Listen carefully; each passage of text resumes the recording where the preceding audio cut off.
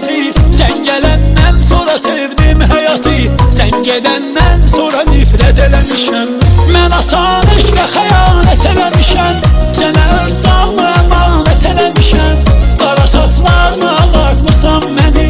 Səndən Allaha şikayət eləmişəm. Gör nələr yazmamışam, nə yazmışam. Çox heyif 2 dənə cümlə yazmışam. Öz həyatım adlı nəğmə yazmışam. Sən olan yerinə qarət eləmişəm. Mən açan eşqə xəyanət eləmişəm. Sənə öz canımı əmanət eləmişəm. Qara saçlarımı ağartmısan məni. Səndən Allaha şikayət eləmişəm.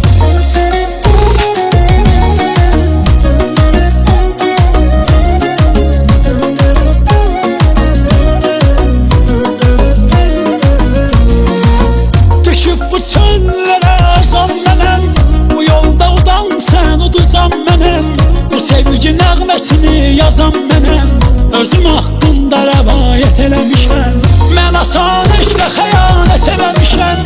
Sənə öz canımı əmanət eləmişəm. Qara saçlarımı ağartmısan məni. Səndən Allaha şikayət eləmişəm. Son görüşümüz yadıma düşdü yenə. Nə dedim ki dedim ayrılma sənə. Geri döndün elə baxdın ki mənə. Elə bildim ki cinayət eləmişəm.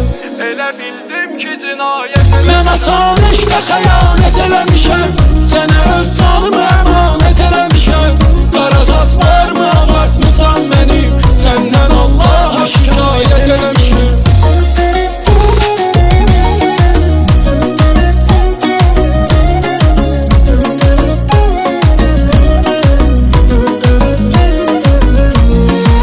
Həsrətim versə də işgəncə zülüm. İntizarım məni qoymaz ki ölüm. Olduğun yerdə dayan gəlmə gülüm. Daha sənsizliyə adət eləmişəm. Mən açan eşqə xəyanət eləmişəm. Sənə öz canımı əmanət eləmişəm.